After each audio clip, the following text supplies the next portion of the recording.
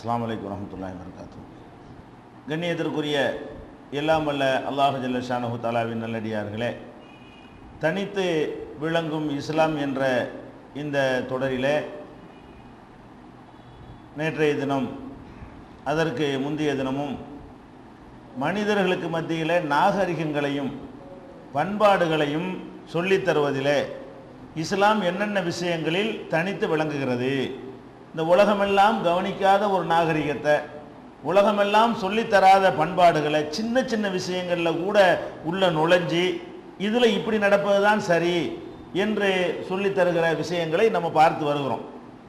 அதன் தொடர்ச்சியாக ஒரு சபையில் நாம் அமர்ந்து விருந்தை பற்றி தானே பேசிகிட்டு இருந்தோம். ஒரு விருந்துக்கு போயிருக்கிறோம். ஒரு சபையில் அமர்ந்து பொதுவாக அந்த சாப்பாடு வைத்திருக்கிறார்கள். பொதுவான என்ன, தனித்தனி இலையில் போடுற சாப்பாடும் இருக்கிறது. சில திருமணங்களில் சில விருந்துகளில் வந்து சகனில் ஒரு 5 பேர் 3 பேர் சாப்பிடக்கூடிய மாதிரியெல்லாம் என்ன செய்வாங்க, சாப்பாடு வச்சுருப்பாங்க. இது சோறு மாத்திரம் இல்லாமல் ஒரு தட்டில் பிஸ்கெட் கொண்டாந்து வைப்பாங்க. ஒரு 5 பேர் 10 பேர் உட்கார்ந்து அதை சாப்பிட்ற மாதிரி ஒரு தட்டில் பேரிச்சம்பழத்தை கொண்டாந்து வைப்பாங்க. இந்த மாதிரி கூட்டமாக பலரும் சாப்பிடுவதற்காக ஒரு பொருள் வைக்கப்பட்டால் அதில் நம்ம எப்படி நடந்துக்கிறோன்னு இது யாராவது கவனிப்பானா? உலகத்தில் யாராச்சும் இதை பற்றி சிந்திச்சிருக்கிறானா? என்கிட்ட போய் கேளுங்க, இதில் எப்படி நடக்கணும், எப்படியா நடந்துட்டு போவாங்க. ஐடியா கூட வராது. ஒரு பிஸ்கெட்டு தட்டில் வைத்திருந்தால் நாங்கள் 10 பேர் உட்கார்ந்துருந்தால் அதை நாங்கள் எப்படி அதை வந்து ஷேர் பண்ணி கொள்வது, அதில் சாப்பிட்ற ஒழுங்கு என்ன அப்படின்னு கேட்டால் அதில் வந்து ஒழுங்காக சொல்ல தெரியாது. இது படைத்தவனுடைய மார்க்கமாக இருக்கிறதுனால அதை வந்து உள்ள அடி மனசில் ஒரு மனுஷனுக்கு உணர்வு ஏற்படுமே, அதையெல்லாம் கவனத்தில் வச்சு ரசூல் ஸல்லல்லாஹு அலைஹி வஸல்லம் சொல்கிறாங்க, ஒரு தட்டில் பேரிச்சம்பழம் வைக்கப்பட்டிருக்கிறது. அதாவது ஒவ்வொருத்தருக்கும் இவ்வளோன்னு பிரித்து வைக்கிறது இல்லை, அவங்கவுங்கள தனித்தனியாக வச்சு அது விஷயம் வேறு. அப்போ அப்படி வைக்கப்படுமையானால் 2 நீங்கள் சாப்பிடக்கூடாது, ஒன்று தான் எடுக்கணும். அந்த தட்டில் எடுக்கும் பொழுது பேரிச்சம்பழம் வச்சுருக்கிறாங்கல்ல, ஒன்று எடுத்து சாப்பிடு, அப்புறம் இன்னொன்று எடுத்து சாப்பிடணும். 2 அள்ளி போட்டோன்னு வைங்களேன், இந்த ஒன்றா எடுக்கிறவனுக்கு என்னவாவு, அவனுக்கு என்னடா இந்த போடு போகிறான், நமக்கு கிடைக்குமான்னு தெரியலையே அப்படி நினைக்குவானா இல்லையா? அப்போ வந்து அதாவது சபையில் எல்லாரும் இருக்கும் பொழுது ஒத்தையாகத்தான் எடுக்கணுமே தவிர, ஒரு பிஸ்கெட் வச்சுருந்தாங்கன்னா அப்படி 5 எடுத்து கையில் வச்சுக்கிற கூடாது. வழங்குதா?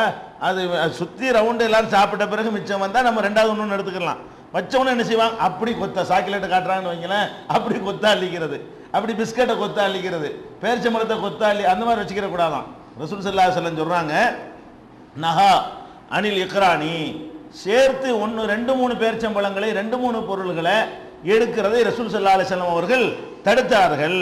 அதே நேரத்தில் வந்து ஒரே ஒரு இடத்துல மட்டும் எடுக்கலாம். இது ஏன் தடுத்தாங்கன்னு கேட்டால், சம்பந்தப்பட்ட மற்றவங்களுக்கு பாதிப்பு வரும்ல மனசால், அவங்களுக்கு என்னடா நமக்கு கிடைக்குமா இல்லை, அந்த லிம்பாட்டுக்கு 5 எடுத்துக்கிட்டான், அவன் 5 எடுத்தான், அவன் 5 எடுத்தான், நமக்கு என்ன கிடைக்கும் அப்படின்னு அவன் நினச்சிடக்கூடாதுங்கிறதுக்காக வேண்டி ஒன்று அப்படி காட்டிக்கிட்டே வர்றாங்கன்னு வைங்களேன்.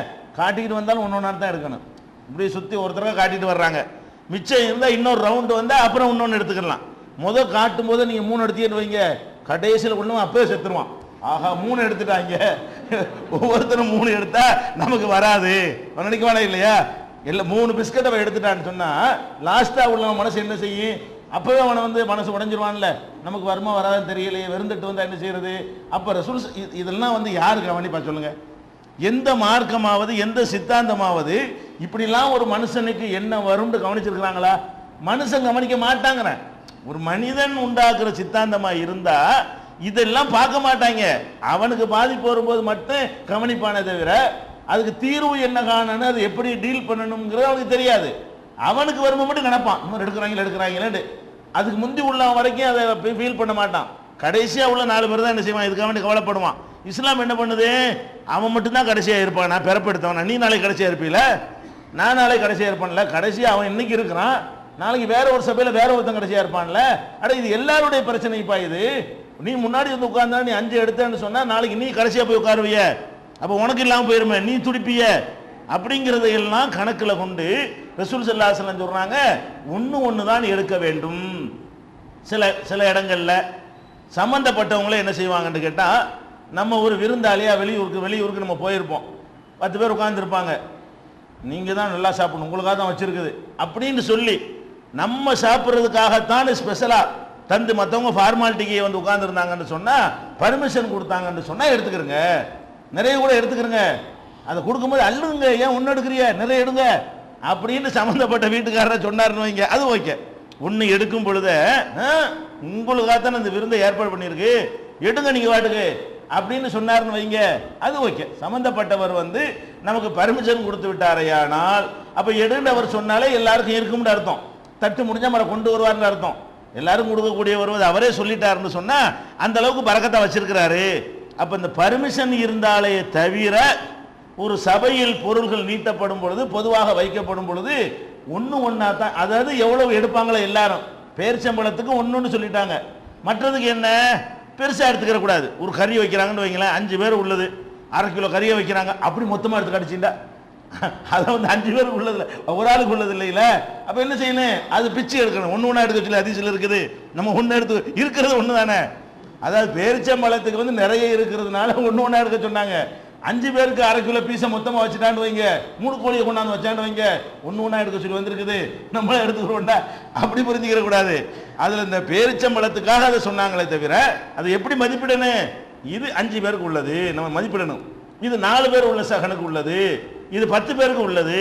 அப்போ நம்ம அதில் எவ்வளவு எடுக்கலாம்ன்ற நமக்கு மதிப்பு போடணும், அடுத்தவங்களுக்கு இது கிடைக்கணும். இதுல எல்லாம் நீ கவனமாக நடந்துக்கப்பா என்று நபிகள் நாயகம் ஸல்லல்லாஹு அலைஹி வஸல்லம் அவங்க இதையெல்லாம் ஒரு ஒழுங்காக சொல்லி தர்றாங்க. இது புகாரியில் நீங்கள் பார்க்கலாம், 2455, 2489, 2490 இந்த ஹதீஸில், புகாரியில் இந்த ஹதீஸை நீங்க பார்க்கலாம். அப்ப இது உலகத்தில் யாராவது கவனிச்சிருக்கிறாங்களா? எந்த ஒரு புஸ்தகம் நீங்க தமிழில் போய் லைப்ரரியில் போய் தேடுங்க, ஏதாவது ஒரு புஸ்தகத்தில் இப்படி ஒரு சபையில் சாப்பிடும்போது இப்படி இருக்கணும் எவனாச்சும் எழுதி வச்சிருக்கானான்னு பாருங்க, எந்த லாங்குவேஜ்லயாவது பாருங்க. இந்த ஒழுங்கெல்லாம் சொல்லியே இருக்க மாட்டான் யாருமே. இது வந்து அல்லாஹ்வுடைய மார்க்கமாக இருக்கிறதுனால தான் இந்த மாதிரி அற்பமான விஷயங்கள்ல எல்லாம் நம்ம அற்பம்னு ஒதுக்குற விஷயத்துல எல்லாம் தலையிட்டு ஒரு அற்புதமான வழிகாட்டுதலை தருகிறது. இதெல்லாம் நாகரிகமா இல்லையா? இந்த பண்பாடு இருந்தால் யாரும் புண்பட மாட்டாங்கல்ல. இந்த நாகரிக மனுஷனுக்கு வேணுமா இல்லை? 10 பேருக்குள்ள ஒத்தமோடு திண்டா என்ன நியாயம் அப்படிங்கிற ஒரு அடிப்படையில் இஸ்லாம் இதை சிந்திக்கிறத பார்க்குறோம். அதே மாதிரி சில நேரங்களில் வந்து உணவுகள் வந்து ரொம்ப கம்மியாக இருக்கும். ஒவ்வொருத்தரும் ஒருத்தட்ட வந்து சோறு இருக்கும், ஒருத்தட்ட குழம்பு இருக்கும், ஒருத்தர் ரொட்டி இருக்கும். இது பிரயாணங்கள் இது ஏற்படும். பிரயாணங்களில் புரண்டு வைங்களேன், ஒருத்தட்ட இருக்கிற இன்னொருத்தட்ட இருக்காது. இப்படி ஒவ்வொருத்தரும் கொஞ்சம் கொஞ்சம் பொருளை வச்சிருக்கிறாங்கன்னு வைங்க. அந்த மாதிரி நேரத்தில் வந்து எப்படி சாப்பிடணுமா, 10 பேர் புரண்டு வைங்களேன், நம்ம டப்பாவத்துக்கு நம்ம தனியாக உட்காந்து போய் திங்கிறது, அவன் பாக்ஸத்துக்கு அவன் கொண்டே திங்கிறது, அவன் பிரியாணி வச்சுக்கிட்டு அவன் ஒரு பக்கம் ஒதுங்கிறது, மற்றெல்லாம் பேசிகிட்டு வருவாங்க. பிரயாணத்தில் போகும் பொழுது ஊர் பலாய் பேசுறது, அரட்டை அடிக்கும் போதெல்லாம் ஒன்றா பேசிட்டு வருவாங்க. இந்த சாப்பிட வரும்போது மட்டும் என்ன செய்வாங்க, 5 பேர் நீங்கள் டீமாக தானே ஒன்றா தானே போகிறீங்க, ஒன்றா தானே டிக்கெட் எடுத்துருக்கீங்க, நீங்கள் ஒரு குரூப்பு தானே. அப்படி ஒரு குரூப்பாக நீங்கள் போனீர்களேயானால் அதில் நீங்கள் என்ன நாகரிகத்தை கடைப்பிடிக்கணும்னு கேட்டால் எல்லாருடைய இதையும் கொண்டாந்து வச்சு பண்ணும். பிரியாணி உள்ளம் பிரியாணி கொண்டாந்து வை, பழைய சோறு தான் வச்சுக்கிறியா நீ அதை கொண்டாந்து நீ வை, காஞ்ச ரொட்டி தான் இருக்குது அதை கொண்டாந்து நீ வை, அதில் கொஞ்சம் அதில் கொஞ்சம் அதில் கொஞ்சம் எல்லாரும் எடு, எல்லா பொருளும் எல்லாரும் கிடைக்கட்டும். அப்போ எல்லாரும் வயிற்றுக்கு போதுமானதாக இருக்கு. நீ நல்லதாக தயாரிச்சுட்டு வந்து நீ மட்டும் தின்றக்கூடாது, கொடுத்தா என்ன ஆகும்னு பயப்படவும் கூடாது. அதை என்ன செய்யணுமா, ஷேர் பண்ணிக்கிறங்க எல்லாரும். ஒரு கூட்டமாக நீங்கள் போகக்கூடிய நேரத்தில் பலரும் பலவிதமான பொருள்கள் வைத்திருந்தீர்களே, ஆனால் ஒரு இடத்துல கொண்டாந்து ஒன்றா வச்சு இது நம்ம எல்லாருமா சேர்ந்து சாப்பிடுவோம். ஓன்ட்ட உள்ளது நம்ம எல்லாரும் சாப்பிடுவோம், என்கிட்ட உள்ளது நம்ம எல்லாரும் சாப்பிடுவோம். இந்த நாகரிகம் வந்து நம்ம ரயில் பஸ் ட்ரெயின்ல எல்லாம் நீங்க பார்த்தீங்கன்னா இந்த நாகரிகத்தார் கடைப்பிடிக்க மாட்டாங்க. சாப்பிடும்போது மட்டும் என்ன செய்வாங்க, எல்லாருமே தனியாக ஆகிக்கிடுவாங்க. அதை ரசூல் ஸல்லல்லாஹு அலைஹி வஸல்லம் எப்படி சொல்றாங்கன்னு கேட்டால், அஷாரியாக்கள் ஒரு கோத்திரத்தார் இருக்கிறாங்க, இருந்து அந்த காலத்தில் இருந்தாங்க.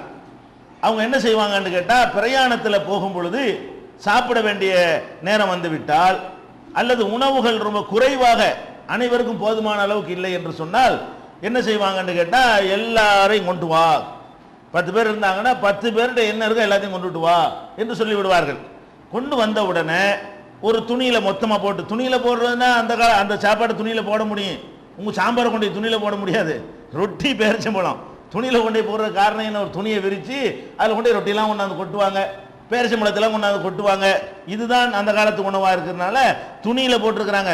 நம்ம இதை அதிசயம் இருக்கிறோம்னு சொல்லிவிட்டு துணியில் கொண்டு சாம்பாரை ஊற்றி வீணாக்கிடக்கூடாது, அது கொண்டாந்து வைக்கணும். முன்னாடி கொண்டாந்து ஒரு துணியில் வைத்து விட்டு பிறகு என்ன செய்வாங்கன்னா சுத்தமாக சுற்றி எல்லாரும் உட்கார்ந்து கொண்டு சமமாக பிரித்து கொள்வார்கள்.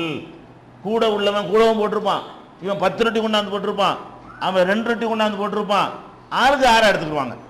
அதான் 2 பேர் இருந்தாங்கன்னு வைங்களா, ஒருத்தன் 10 ரொட்டி ஒருத்தன் 2 ரொட்டின்னு சொன்னா மொத்தமா போட்டுப்புட்டு இவன் 12 ஆச்சுல, 10 2 12, ஆளுக்கு 6.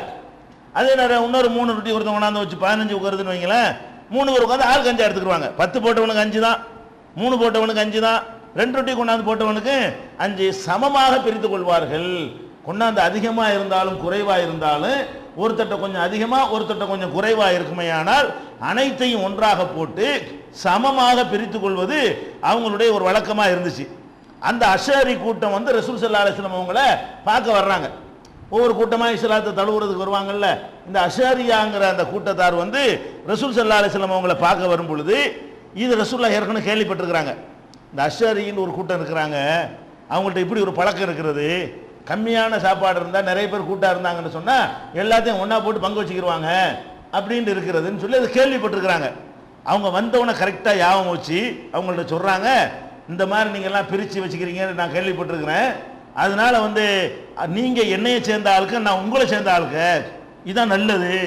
மதீனா வாசிகள் கூட கடைப்பிடிக்காத ஒரு ஒழுங்கு நீங்கள் என்ன செய்கிறீங்க, ஃபாலோ பண்ணுறீங்க, நான் உங்களை சேர்ந்தவன், இது இந்த நாகரிகத்தை நான் ஒத்துக்கொள்கிறேன், இது நல்ல நாகரிகம், இது இஸ்லாமியர்களுக்கு மத்தியில் வர வேண்டிய ஒரு நாகரிகம் என்று ரசூல் ஸல்லல்லாஹு அலைஹி வஸல்லம் அவர்கள் அந்த கூட்டத்தாருடைய இந்த நல்ல பண்பை பாராட்டி சிலாகித்து சொல்றாங்க. இதுவும் விருந்தில் கவனிக்க வேண்டிய, சபையில் கவனிக்க வேண்டிய ஒரு ஒழுங்குமுறைகள். குறைவாக இருந்துச்சுன்னு சொன்னால் சகனை வைக்கிறாங்க, அந்த சகனில் வைக்கிறது வந்து போதுமான அளவுக்கு இருக்காது, கம்மியாக இருக்குது, 5 பேர் இருக்கிறோம், கம்மியாக இருக்குதா, சமமாக ஷேர் பண்ணிக்கணும், சமமாக ஷேர் பண்ணிக்கிறணும் என்பது இருக்குது பாருங்க. கூட போட்டிருக்கணும், குறைய போட்டுக்கிறவனு சமமாக ஷேர் பண்ணிக்கிறணுங்கிற ஒரு வழிமுறையை கூட இஸ்லாம் ஒரு நாகரிகமாக சொல்லி தருது. இது முஸ்லீமில் 4556வது ஹதீஸாக இருப்பதை நம்ம பார்க்கிறோம். அதே மாதிரி வந்து நபிகள் நாயகம் ஸல்லல்லாஹு அலைஹி வஸல்லம் அவங்க இன்னொரு விஷயத்தை கவனிக்கிறாங்க. விருந்துன்ற உடனே எல்லாரும் நாக்கத்தொங்க போட்டு போயிடுறோம். மற்ற எல்லாத்துலேயும் உறுதியாக இருக்கிற ஆளுக்கு கூட என்ன செய்யறோம், விருந்துன்னு வந்துருமையானால் அது விசேஷமாக இருக்கும்ல சாப்பாடு, நாக்குக்கு மனுஷன் அடிமையாக தான் இருக்கிறான். மற்ற எல்லாத்துலேயும் ரொம்ப கொள்கை உறுதி பேசினவர்கள்லாம் என்ன செய்கிறாங்க, கல்யாணம்னு வந்த உடனே எல்லாத்தையும் விட்டுட்டு போயிடுறாங்க. அவன் என்ன மாதிரி சாப்பாடு போட்டாலும் சரி, அவன் எவ்வளோ அநாகரிகமாக நடந்து கொண்டாலும் சரி, எவ்வளோ ஆடம்பரம் பண்ணாலும் சரி, எவ்வளோ மார்க்கு கட்டளையை மீறினாலும் சரி, அதில் எல்லாம் என்ன செய்ய மாட்டேங்கிறாங்க, ஒழுங்குகளை பேண மாட்டேங்கிறாங்க. இஸ்லாம் என்ன பண்ணுதுன்னு கேட்டால், இந்த விருந்துக்கு உங்களை அழைக்கும் பொழுது, ஒரு சபையில் விருந்துக்கு உங்களை அழைக்கிறாங்க, என்ன விருந்து அழைக்கிறாங்க, உங்களுக்காக தர்ற விருந்துன்னு ஒரு வகை, ஒரு நிகழ்ச்சிக்காக தர்ற விருந்துன்னு ஒரு வகை. அதாவது ஒரு தெரிஞ்ச ஆளுக்காக ஒரு ஆள் கூட்டு விருந்து கொடுப்போம்ல, அதுக்கு அவரை தான் கொடுக்க முடியும். ஒரு ஆளுக்காக வேண்டி நம்ம என்ன செய்யறோம், இவருக்கு இன்னைக்கு விருந்து கொடுப்போம், 2 பேரை தேர்ந்தெடுத்து உங்க 2 பேருக்கு நம்ம வீட்டில் விருந்து, ஒரு நண்பருங்கிற முறையில், ஒரு தெரிஞ்சவருங்கிற முறையில், நம்ம அவர் வீட்டுக்கு போயிருக்கும்போது அவர் வீட்டில் சாப்பிட்டோம், அதனால நம்ம வீட்டில் அவர் சாப்பிடட்டுமேங்கிற முறையில் விருந்து கொடுப்போம். இந்த விருந்துக்கு பிரச்சனைலாம் ஒன்றும் கிடையாது. பொது விருந்துன்னு ஒன்று இருக்கு, கல்யாணம், வீடு குடி போகிறது, இது மாதிரியான ஒரு விசேஷத்துக்காக என்ன செய்கிறோம், விருந்து கொடுத்தோம்னு சொன்னால் இஸ்லாம் என்ன பண்ணுது, அதில் ஒரு நாகரிகத்தை சொல்லுது. என்ன நாகரிகம், விருந்து உன்னை கூப்பிட்டானா கவனி, பொது விருந்து கூப்பிட்டான்னா நீ கவனிக்கணும். என்ன கவனிக்கணும், இது ஏழை பணக்காரங்கிற வேறுபாடு இல்லாமல் இந்த விருந்து கூப்பிடப்பட்டிருக்குதா, பணக்காரனா பார்த்து கூப்பிடுறாங்களா அப்படின்னு கவனி.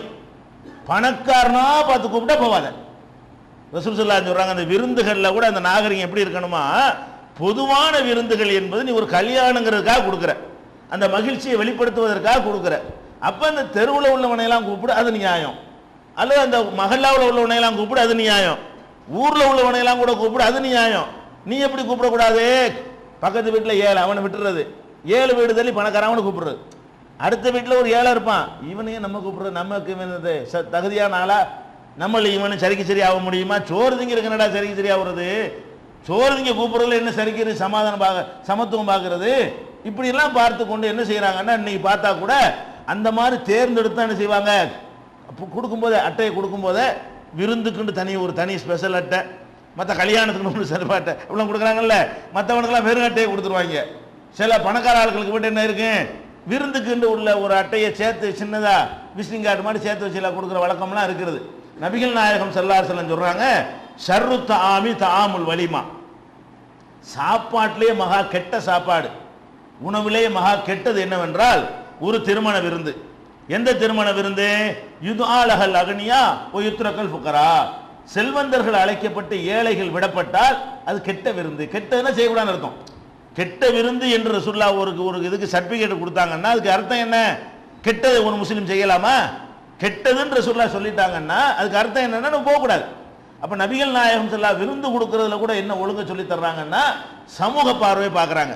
நீ மாட்டி சாப்பிட்டு வர்றீங்க, இந்த ஏழையை கொஞ்சம் கூட கவனிக்க மாட்டேங்கிறானே, அடுத்த வீட்டில் உட்கார்ற ஏழை கொடுக்க மாட்டேங்கிறான், 7 மகள்ல தள்ளி பணக்காரனை கூட்டிட்டு வந்து திங்க வச்சு அவன் என்ன பாடுபடுவான்? அந்த ஏழையுடைய மனசு என்ன பாடுபடும்? மூக்கு வரைக்கும் இழுக்கு அந்த வாசம். அவனை கூப்பிடாட்டா கூட அவனுக்கு எட்டாது. அது கூட இவனுக்கு முக்கியமாகவும் தெரியாது. அவன் இதே மாதிரி எத்தனை பேர் சாப்பிட்டு இருப்பான். பணக்காரன் இந்த மாதிரி பிரியாணி, இந்த மாதிரி நெய்ச்சோறு, இந்த மாதிரி புலவெல்லாம் 1000 தடவை சாப்பிட்டு இருப்பான். இந்த மாதிரி ஸ்வீட்லாம் அவனுக்கு அத்துப்படி. அவனுக்கு இதை கொடுக்கணும்னு எந்த ஒரு அவசியமும் கிடையாது. இவனுக்கு என்ன இருக்கு? அந்த வாசத்தை பார்த்த உடனே பக்கத்து வீட்டில் கண்டிப்பாக நம்மளை கூப்பிடுவாங்க அப்படின்னு சாப்பாட்டின் பக்கம் நாட்டம் உள்ளவனாக அந்த அதை விரும்பினவனாக இருக்கும் பொழுது அவனை வேணும்னு புறக்கணிச்சுட்டு வெறும் பணக்காரனை மட்டும் கூப்பிட்டா நம்மளை கூப்பிட்டாங்களே நீ போயிடக்கூடாது. என்ன பார்க்கணும்? ஏழையை விட்டுருக்கிறான், பணக்காரனை கூப்பிட்றான், இதுக்கு போகக்கூடாது.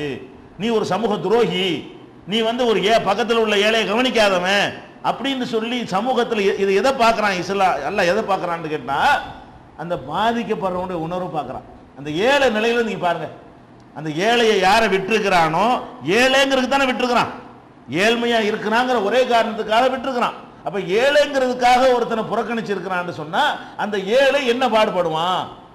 அவனுக்கு இது பெரிய விஷயம் தானே. இந்த மாதிரி ஒரு நல்லது கெட்டதில் சாப்பிட்டா தானே இந்த மாதிரி சாப்பாடு சாப்பிட முடியும். காசு கொடுத்து கடையில் வாங்கி சாப்பிட முடியும் அவனுக்கெல்லாம். இந்த மாதிரி கல்யாணம் காட்சியில் போய் ஏதோ சுவையா சாப்பிட்டா தான் உண்டு. கல்யாணத்தை கூப்பிடும்போது நம்ம என்ன கவனிக்கணுமா? ஏழை பணக்காரன் கேட்கவே செய்யலாம், மூஞ்சில் அடிச்ச மாதிரி. கல்யாணத்துக்கு கூப்பிடுறிய, ஏழை பணக்காரன் வேறுபாடு இல்லாமல் கூப்பிட்டுருக்கிறியா? அக்கம் பக்கத்தில் எல்லாம் வர்றானா? 7 அடி யாரையா ஒதுக்கி இருக்கிறியா? ஆமா நானும் ஒதுக்கிட்டேன் போவனைய அப்படின்னு என்ன செய்யணும்? அவனை நம்ம ஒதுக்கி விட்டுறணும். இது நபிகள் நாயகம் ஸல்லல்லாஹு அலைஹி வஸல்லம் இப்படி சொன்னதாக புகாரியில 5177வது ஹதீஸ் இருக்கிறது. அதே மாதிரி இதே கருத்தை இன்னொரு வார்த்தையில் ரசூலுல்லாஹ் சொல்றாங்க, ஷர்ரு தாமி தாமுல் வலிமதி, உணவுகளிலேயே மகா கெட்டது ஒரு திருமண விருந்து. அது எப்படிப்பட்ட திருமண விருந்து என்றால் யம்னவுஹா மையதிஹா வ யுதுஆ இலைஹா மையபாஹா, எவனுக்கு அதுல விருப்பம் இல்லை அவன் அழைக்கப்படுவதும், எவன் அதை ஆசைப்படுகிறானோ அவனை மறுக்குவதும் கெட்ட உணவு. இவன்லாம் வேண்ட வெறுப்பா வருவான். அவன் எதுக்கு வருவான்? ஏண்டா போட்டுவங்களுக்கு போட்டு இவ்வளவு வேலை பார்க்கலாம் அந்த நேரத்தில் அப்படின்னுக்கிட்டு முகத்தாசனிக்கா வருவான். உட்காந்து அது வைக்குவான், கையை வைப்பானுவோ, உட்காந்து அதை சாப்பிட்டு பார்த்தா முக்கால்வாசி தட்டிலே இருக்கும். அப்படி கொண்டு குப்பை தொட்டிக்கு போவோம். வெளியே போய் நின்று நெய்யை கம்மியாக போட்டாங்கம்மா, கறி வேவலன்னு சொல்லுவான். நான் முரட்டாடை போட்டாங்க, இலை ஆடா இருந்தால் நல்லா இருக்கும் அப்படின்னு சொல்லுவான். ஏலக்காய் வாசம் கொஞ்சம் அதிகமா. இப்படி என்னத்தையாவது குறை சொல்லிட்டு போவான். இவனை போய் கூப்பிடுறிய, இவனை மாதிரியா தேர்ந்தெடுத்து கூப்பிடுறியா? ஏழையை கூப்பிடு. கல்யாண விருந்து என்பது யாரு கொடுக்கணும்? ஏழைகளா தேர்ந்தெடுத்து கொடுத்து பழகணும். பணக்காரர்களை கூப்பிடாட்டா கூட தப்பு கிடையாது. ஒருத்தன் கல்யாண விருந்தில் வேணுமென்றே பணக்காரர்களை ஒதுக்கி விட்டு ஏழைகளையா செலக்ட் பண்ணி கூப்பிட்டாண்டு வைங்க, அது குறை சொல்ல இயலாதுங்க. அதுதான் விருந்துக்கு தகுதியானவங்க. விருந்து சாப்பிடுவதற்கு தகுதியான மக்கள் யாரு? அவங்க தான் மன நிறைஞ்சு வாழ்த்திட்டு போவாங்க. அது உப்பு கூட இருந்தாலும் நெய் கம்மியாக இருந்தாலும் அவங்களுக்கு அதுவே மகிழ்ச்சியை தரக்கூடியதாக இருக்கும், மன நிறைவை தரக்கூடியதாக இருக்கும். அப்போ யார் வழியை வர்றான்னு அவனை விரட்டுறீங்க, யார் வேண்டா வெறுப்பா வர்றான்னு அவனை போய் கூப்பிடுறீங்களாப்பா? என்னப்பா இது மகா கெட்ட சாப்பாடு என்று நபிகள் நாயகம் ஸல்லல்லாஹு அலைஹி வஸல்லம் எச்சரிக்கை பண்ணியது சஹீஹ் முஸ்லிம்ல 2586வது ஹதீஸில் இருக்கிறது. இதுல என்ன கவனிக்க வேண்டிய விஷயம்? இந்த ஏழை உணர்வை யாராவது கவனிக்கிறாங்களா?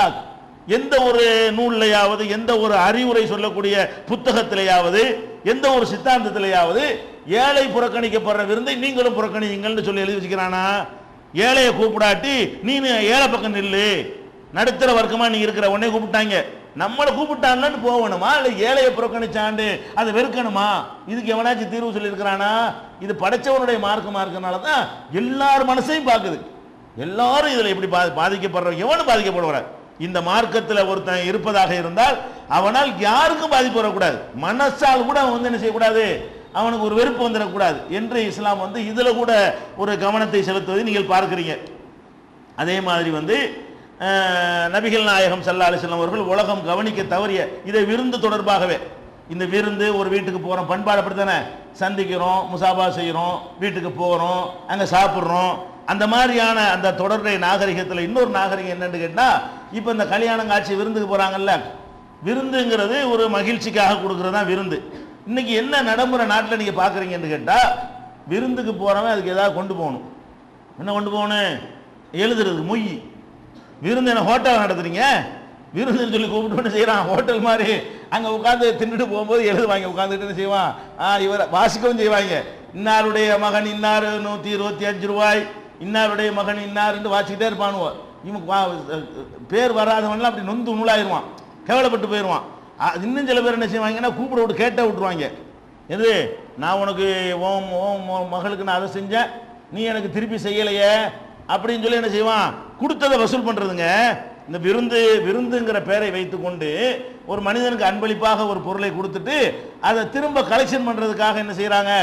இதை யூஸ் பண்ணுறாங்க. விருந்துங்கிறத யூஸ் பண்ணுறாங்க, ஃபங்க்ஷனை யூஸ் பண்ணுறாங்க. ஆனால் ரசூல் ஸல்லல்லாஹு அலைஹி வஸல்லம் செய்கிறாங்க, இது எல்லாரும் செய்கிறாங்க. கொஞ்சம் கூட உறுத்தல் இல்லாமல், கொஞ்சம் கூட வெக்கம் இல்லாமல் கேட்டு வாங்குறது கூட தப்பாக தெரியல. என்னது, அதாவது மனிதனில் பொருளாதாரத்தில் ஏற்றத்தாழ்வு உள்ளவனாக இருப்பான். நான் ஒரு ஏழை, எனக்கு நீங்கள் பணக்கார ஒரு ஆள் 1000 ரூபாய்க்கு எனக்கு செஞ்சிட்டிய, உங்கள் வீட்டுக்கு எனக்கு 1000 ரூபாய்க்கு செய்ய இயலுமா? நீங்கள் வசதியான ஆள் 1000 ரூபாய்க்கு எனக்கு செஞ்சா நான் எனக்கு 5 ரூபாய்க்கு தான் எனக்கு செய்ய இயலும், அதுதான் நான் செய்ய இயலும். இவன் என்ன நினைக்கிறான்? நான் உனக்கு 1000 ரூபாய்க்கு செஞ்சேன்ல, நீ எனக்கு 1000 ரூபாய்க்கு செய். உங்களை யார் செய்ய சொன்னது? இவனா போய் 1000 ரூபாய்க்கு செஞ்சு விட்டு அவன் 1000 ரூபாய் சம்பளக்காரனாக இருப்பான். ஒரு மாதம் சம்பளத்தையும் கொண்டாந்து எனக்கு எதாவது வாங்கி கொண்டாந்து கொடு.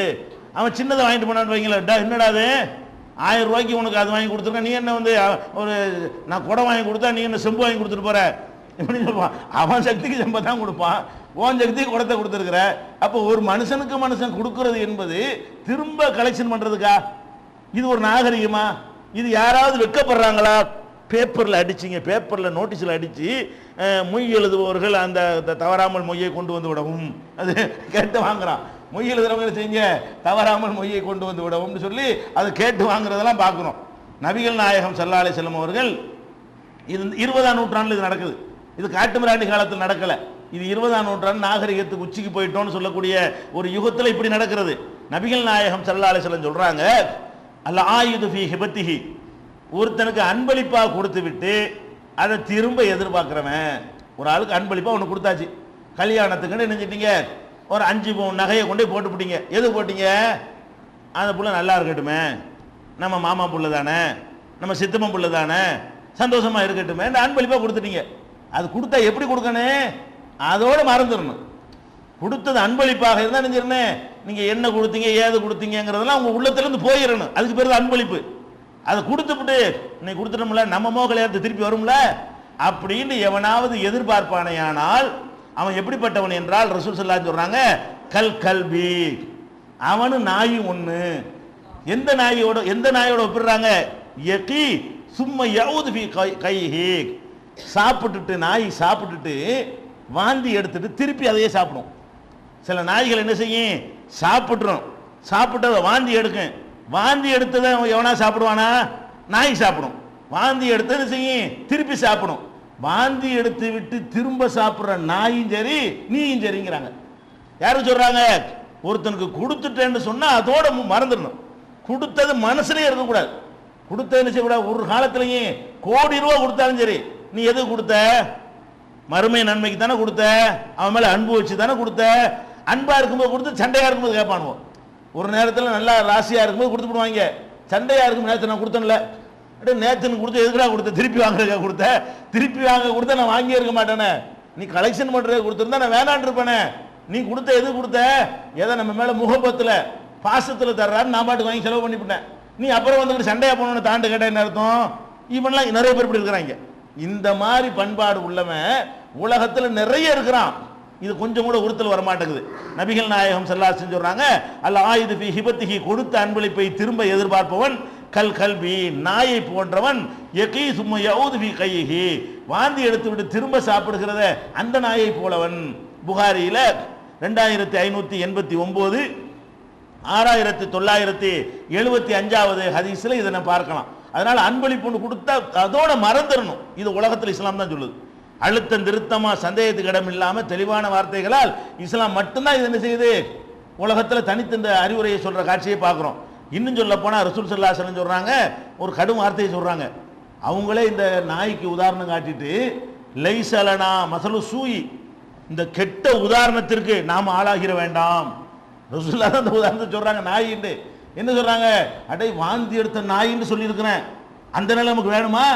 இந்த மாதிரி மோசமான ஒரு நிலைமை நமக்கு தேவையா என்று ரசூல் ஸல்லல்லாஹு அலைஹி வஸல்லம் அவங்க சொன்ன உதாரணத்தை வச்சு மக்களுக்கு என்ன சொல்றாங்க, இந்த மாதிரி கெட்ட உதாரணத்துக்கு ஒருவன் ஆவாத, இது மாதிரி மோசமான உதாரணம் நமக்கு வேணாம் என்று நபிகள் நாயகம் ஸல்லல்லாஹு அலைஹி வஸல்லம் சொன்ன காட்சி புகாரியில 2622 6975வது ஹதீஸ்ல பார்க்கிறோம்.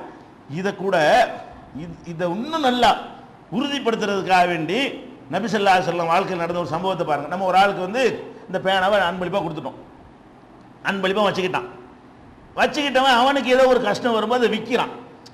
பேனாவை என்ன செய்யறான், நம்ம பேனாவை அவனுக்கு அன்பளிப்பா கொடுத்துட்டோம், அவன் கொஞ்ச நாளைக்கு அந்த பேனா வச்சிருந்தான், அப்புறம் என்ன கஷ்டமோ அவனுக்கு விருப்பம் இல்லையோ இந்த பேனாவை யாராவது எடுத்துக்கலான்னு கேட்கறான். அப்ப நான் தானே கொடுத்துருக்கேன் அவனுக்கு அன்பளிப்பா, அதை நான் வாங்கக்கூடாதான், காசு கொடுத்து. ரசூல் ஸல்லல்லாஹு அலைஹி வஸல்லம் என்ன சொல்றாங்கன்னா, இந்த அன்பளிப்பை சும்மா வாங்குறது மட்டும் இல்ல, விலை கொடுத்து கூட வாங்கக்கூடாது. இல்லைன்னா நீ அதை அவன் கரெக்டான விலையை சொல்ல மாட்டான். நீ 10 ரூபா பேனா, 10 ரூபாய்க்கு இந்த பேனா நீ கொடுத்துருக்குற, விற்கும் போது 10 ரூபாய்க்கு வேறவனா இருந்தால் வித்திருப்பான். நீ போய் கேட்டா என்ன செய்வான், இவர் தான் நம்ம கொடுத்தாரு, நம்ம எப்படி இவர்கிட்ட போய் 10 ரூபா கேட்கறது, என்ன தேய்ச்சி உனக்கு ஒரு 3 ரூபா கொடுங்க அப்படிமா. அப்ப நீ கொஞ்சத்தை நீ வாங்கிருக்கல, திருப்பி முழுசா வாங்காட்டா கூட கொஞ்சத்தை நீ வாங்கியிருக்கிற, அன்பளிப்பை கொடுத்தல என்ன செய்யற, கண்டிப்பா அந்த தாட்சியம் பார்ப்பீங்களா இல்லையா? உங்களுக்கு யார் தந்தானோ அவனே உங்களுக்கு திருப்பி வித்தான்னு சொன்னா நீங்க அவன் எப்படி கரெக்டான விலையை சொல்லுவான்? வெளியில மாதிரி கராரா பேசுவானா? ஒரு வியாபாரி எப்படி பேசுவான் அந்த மாதிரி பேசுவானு விற்க இயலுமா? அதனால ஒருத்தருக்கு அன்பளிப்பை கொடுத்தா அந்த அன்பளிப்பை விற்கலாம். எப்படி நடக்குதுன்னு பாருங்க. உமர் ரலியல்லாஹு அன்ஹு அவர்கள் ஒரு ஆளுக்காக என்ன செய்யறாங்கன்னா, குதிரையை அன்பளிப்பா கொடுக்குறாங்க. இந்த குதிரையை நீ வச்சுக்கப்பா அப்படின்னு கொடுத்துட்றாங்க. கொடுத்து விட்டு கடத்தருக்கு ஒரு நாள் போறாங்க, அது அந்த ஆளு சந்தையில் வச்சு வித்துக்கிட்டு இருக்கிறாரு. யாராவது குதிரை வேண்டா வாங்கிக்கிறங்க, அவருக்கு என்ன கஷ்டமோ, அவருக்கு என்ன அன்பளிப்பை கொடுத்தா வச்சுக்கிட்டு தான் அவனுலாம் கிடையாது, அவர் விருப்பம். அன்பளிப்பை வித்துனா, நான் கொடுத்த அன்பளிப்பு வித்துட்டான்னு சொன்னா கூட நீங்க அதை திரும்பி எதிர்பார்க்கறீங்கன்னு அர்த்தம். அன்பளிப்புனா என்ன, நீ விற்கிறாந்தா வித்துக்க, வைக்கிறாந்தா வச்சுக்க, வேற ஆள் கொடுக்குறாந்தா கொடுத்துக்க, அதுக்கு பிறகு அன்பளிப்பு. நம்ம என்ன செய்யறோம், அன்பளிப்புன்னு கொடுத்துட்டு நீங்க எனக்கு ஒரு அன்பளிப்பு வேணா கொடுத்தேன்னு வைங்களேன், நான் அது அவர்கிட்ட கொடுத்தேன்னு வைங்க, இவனுக்கு நான் ஒரு அன்பளிப்பு கொடுத்தேன் வேற ஆள் கொடுத்துட்டான் அப்படின்னா நீ என்ன எதிர்பார்க்கறேன்னு அர்த்தம். அப்ப நீ எனக்கு தானே கொடுத்த, என்னுடையது ஆயிடுச்சுல, என்னுடையது ஆன பிறகு நான் வச்சுக்கிட்டா என்ன, நான் விருப்பமான ஒரு ஆளு கொடுத்தா என்ன, அல்லது நீ பேனா தான் என்கிட்ட வச்சுக்கன்னு நினைக்கிறேன், எனக்கு அதை விட ஒரு நெருக்கடி காசு தேவைப்படுது, எனக்கு ஒரு வாட்சியை கொண்டா கொடுக்குறீங்க, இந்த வாட்சி இப்போ எனக்கு தேவையில்லை, 100 ரூபா தான் எனக்கு இப்போ தேவை, நான் என்ன செய்வேன், வாட்சி 100 ரூபா அதான் எனக்கு முக்கியம். ஒரு மனுஷனுக்கு என்ன தேவையோ அதுக்கு தான் அவன் யூஸ் பண்ணிக்கிறான், அவனுக்கு தேவை என்னன்னு உங்களுக்கு தெரியாது. அப்ப நீங்க ஒரு அன்பளிப்பை கொடுத்துட்டீங்கன்னு சொன்னா அதை அவன் என்ன செய்யணும்னு நீங்க டிசைட் பண்ணக்கூடாது. அவன் நினைச்சா வச்சுக்கிடுவான், நினைச்சா வேற ஆள் கொடுப்பான், நினைச்சா விற்குவான், அவன் என்ன வேணாலும் செய்வான். அப்ப நம்ம அந்த உரிமை இருக்குது. அந்த அடிப்படையில் உமர் ரலியல்லாஹு என்ன செய்யறாங்கன்னு கேட்டா, ஒரு குதிரையை அன்பளிப்பா கொடுக்குறாங்களா, இப்போ வஜதஹு யுபாவு, அது விற்பனை செய்யப்படுற காட்சியை பார்க்குறாங்க. உடனே வாங்கலான்னு கிட்ட போயிடுறாரு. அப்போ அவருக்கு இந்த இது யாவும் வந்துடுது, எது கொடுத்ததை வாங்கினா நாயின்ட்டாங்களே, இவர் வாங்கல காசுக்கு தான் வாங்க போறாரு, காசுக்கு வாங்குறவருக்கு என்ன ஒரு எப்படி சமுதாயத்தை உண்டாக்கி இருக்காங்க பார்த்தீங்களா? ரசூல் ஸல்லல்லாஹு அலைஹி வஸல்லம் உருவாக்கின சமுதாயம் எப்படி இருக்குன்னு பாருங்க. நம்ம காசை கொடுத்துல வாங்குறோம், அவர் குதிரையை விற்கிறார், நம்ம காசுக்கு வாங்குறோம் அப்படின்னு இவர் நினைக்கல, கொடுத்ததை வாங்கக்கூடான்ட்டாங்க. காசு கொடுத்து வாங்கினா அது இந்த கேட்டகரியில் வருமானு தெரியலையே, நில்லுப்பான்னு சொல்லிட்டு ரசூல் வந்துட்டாங்க. உமர் ரலியல்லாஹு அன்ஹு நினைச்சிட்டாங்க, வாங்க நினைச்சிட்டு சும்மா அத்தன் நபிய ஸல்லல்லாஹு அலைஹி வஸல்லம் பஸ்தாமரஹு, ரசூல் ஸல்லல்லாஹு அலைஹி வஸல்லம் அவங்கள்ட்ட என்ன செய்யறாங்கன்னா பர்மிஷன் கேட்கறாங்க. நான் ஒரு ஆளு குதிரையை கொடுத்தேன், அந்த ஆள் வித்துக்கிட்டு இருக்கிறாரு, நானே இது விலைக்கு வாங்கிக்கிறவா அப்படின்னு கேட்கிறாரு. அப்ப ரசூல் ஸல்லல்லாஹு அலைஹி வஸல்லம் சொல்றாங்க, லா தவுது பி சதகத்திக்க, கொடுத்த அன்பளிப்பை திரும்பி வாங்காத. பாருங்க, காசுக்கு வாங்குறதுக்கு சொல்றாங்க, நீ காசுக்கு வாங்குறா இருந்தா கூட அதை நீ வாங்காத, அதுல இருந்து வேற ஆளுக்கு போயிட்டு வாங்கிக்கலாம். அந்த குதிரையை ஒரு ஆள் வாங்கி அவர் வித்தாருன்னா வாங்கிக்கலாம், அவர் உங்களுக்கு தாட்சணியம் பார்க்க மாட்டாரு, அவர் உங்களுக்கு சலுகை தர மாட்டாரு. யார்கிட்ட கொடுத்தீங்களோ அவர் வித்தாத்தான், அந்த பொருளையே வாங்கக்கூடாதுன்னு கிடையாது. அந்த பொருள் ஒரு ரவுண்ட் அடிச்சு வந்தா என்ன செய்யலாம், அது வாங்கலாம். அந்த ஆள்கிட்ட யாருக்கு நீங்க கொடுத்தீங்களோ அவரே அதை விற்க வந்தாரையானால் காசுக்கு தந்தாலும் என்ன செய்யக்கூடாது, நம்ம மாட்டேன்றணும். ஏன்னா கண்டிப்பா அவர் அதில் பாதிக்கப்படுவார். அதை விட ஒரு ஆள் கூட கிடைக்கும். கொடுத்த அன்பளிப்பை கொஞ்சோன்னு வாங்குற மாதிரி வரும். ஒரு 10 ரூபா பொருள் 9 ரூபாய்க்கு அவர் தந்தா கூட 1 ரூபா நீ திருப்பி வாங்கிட்டு இருந்தான்னு அர்த்தம். 10 ரூபா பொருள் 10 ரூபா அவருக்கு கிடைக்கணும், நீ திருப்பி வாங்கும்போது 9 ரூபாய்க்கு வாங்கினேன்னு சொன்னா 1 ரூபா அவருக்கு நஷ்டம் தானே. அப்ப நீ கொடுத்த 1 ரூபாயை திருப்பி வாங்கிட்டு வந்து அர்த்தமாகுது அப்படின்னு ரசூல் ஸல்லல்லாஹு அலைஹி வஸல்லம் அவர்கள் கண்டித்ததாக புகாரியில 1489வது ஹதீஸ்லையும் 2636வது ஹதீஸ்லையும் பார்க்கலாம். இன்னும் சொல்றாங்க, இன்னொரு அறிவிப்புல என்ன வருதுன்னா, ஒயின் ஆத்தாக்கஹு பிதிர்ஹமின், ஒரு திருகாண்டு விலகு வைக்கிட்டு இருக்கான். நீ கொடுத்த ஒரு குதிரைய ஒரு திருகம் 4 இடம் உள்ள வெள்ளி காசு வேணா, அந்த 10 ரூபா வச்சுக்கலாம், அந்த காலத்து காசு வேணா 10 ரூபா வச்சுக்கலாம், 10 ரூபான்னு விற்கிறாங்க. 10 ரூபாய் ரொம்ப சீப்பா கிடைக்குதே, அது வரவே கூடாது. வழங்குதா, எவ்வளவு அற்பத்துக்கு வித்தாலும் சரி, ஒரு திருகத்துக்கு எவனும் வாங்கிட்டு போறான், நம்ம வாங்கக்கூடாது. நம்ம யார்கிட்ட கொடுத்தோமோ அவன்கிட்ட வாங்கிடக்கூடாது. ஒரு அற்பமான விலைக்கு அது மார்க்கெட்டில் வந்தா கூட இவ்வளவு அற்பமா போகுதே, நம்ம கூட கொடுத்து வாங்கிடலாமான்னு வாங்கக்கூடாது. கொடுத்தது வாங்கக்கூடாது, சும்மா வாங்கக்கூடாது, காசு கொடுத்து வாங்கக்கூடாது. இந்த காசு கொடுத்து வாங்கக்கூடாதுன்னு எவனா திங்க் பண்ணியிருப்பானா? இதுல சின்ன ஒரு மைனூட்டா கவனிச்சா தான் இதுல உள்ள அநியாயம் உங்களுக்கு தெரியும். என்ன காசு கொடுத்தா நான் வாங்குறேன்னு நீங்க நினைப்பீங்க, உள்ள நுணுக்கமா கவனிச்சாதான் காசு கொடுத்து அன்பளிப்பு தந்தவன்ட்ட ஒருத்தன் எப்படி பேரம் பேசுவான், அப்ப அவனுடைய நிலை எப்படி ஆகும், அவனுக்கு அதுல உள்ள நஷ்டம் என்ன, இதையெல்லாம் மனுஷன் கவனிக்க மாட்டான், படைச்சவன் கவனிப்பான். இது அல்லாஹ்வுடைய மார்க்கமா இருக்கிறதுனால அதையெல்லாம் பார்க்கணும். வேற ஆள்கிட்ட கொடுத்தா இவனுக்கு 10 ரூபா கிடைக்குமே, இவன்கிட்ட கொடுத்தா 8 ரூபா தானே கிடைக்கும், இவனை எப்படி வாங்க விடுறது, கூடாது போ தடை அப்படின்னு சொல்லி அந்த யாருக்கு அன்பளிப்பு செலுத்தப்பட்டுச்சோ அவன் பக்கம் உள்ள நியாயத்தை கவனித்து இஸ்லாம் சொல்கிறது. இந்த ஹதீஸ் ஒரு திருகத்தை கொடுத்தாலும் வாங்கி கொள்ளக்கூடாது என்பது புகாரியில 1490, 3003, 2623 ஆகிய ஹதீஸ்களை நம்ம பார்க்கிறோம். அப்ப இந்த மாதிரியான ஒரு அடிப்படைகளை இந்த விருந்துகளுக்கு போகும் பொழுது, அன்பளிப்பு கொடுக்கும் பொழுது இந்த விஷயங்கள்ல பேணிக் கொள்ளணுங்கிறது உலகம் கவனிக்காத, உலகம் கண்டுகொள்ளாத, இது ஒரு பிரச்சனையாகவே எடுத்துக்கொள்ளாத விஷயமாக இருக்கிறது. இது மாதிரியான ஒரு நாகரிகத்தையும் இஸ்லாம் உலகத்துக்கு கற்றுத்தருகிறது. அடுத்து ஒரு முக்கியமான விஷயம் என்ன என்று கேட்டால், தனித்து விளங்குற எல்லாத்தையும் நிறைய சொல்ல வேண்டியிருக்கு. அப்ப தனித்து விளங்குவதில் இன்னொரு மேட்டர் என்னன்னு கேட்டால், எல்லா மனிதர்களுமே அவங்களுடைய சாதி, அவங்களுடைய இனம், அவங்களுடைய மதம் என்கிற அடிப்படையில் தான் நியாயம் வழங்குறதே, கொடுக்கல் வாங்கலை எல்லாம் வச்சுக்கிட்டு இருப்பாங்க. வெளியில என்ன சமத்துவம் பேசுறவங்களா இருந்தாலும் சரி, என்ன நம்ம எல்லாம் மனிதர்கள்லாம் ஒன்று அப்படின்னு சொல்லிக்கிறோம்.